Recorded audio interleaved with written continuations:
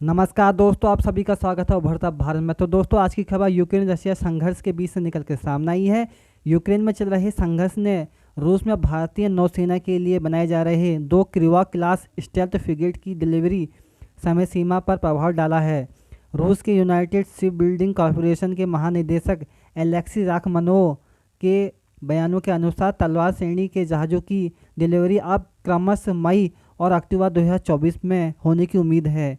Alexei राखमनोव के निर्माण और वितरण की प्रक्रिया में आने वाली चुनौतियों पर प्रकाश डालते हुए रूस की सेना 2023 में सैन्य प्रदर्शनी के दौरान यह अपडेट प्रदान किया।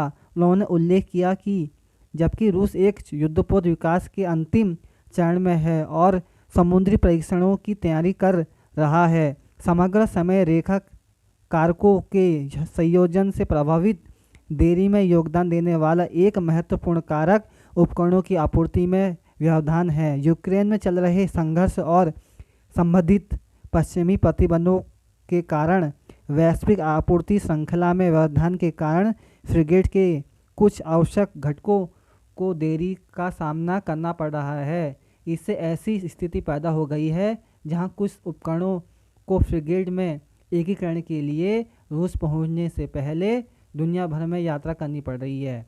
इसके अतिरिक्त भुगतान में देरी ने डिलीवरी समय सीमा को बढ़ाने में भूमिका निभाई है। मूल रूप से 2022 के मध्य में डिलीवरी के लिए निर्धारित इन युद्धपोतों को कई कारकों संयोजन के कारण लगातार देरी का सामना करना पड़ा है। वैश्विक आपूर्ति श्रृंखला और विनिर्माण प्रक्रियाओं पर कोविड-19 महामारी के प्रारंभिक प्रभाव ने मूल डिलीवरी तथ्यों पर तिथियों को कुछ पीछे धकेला है।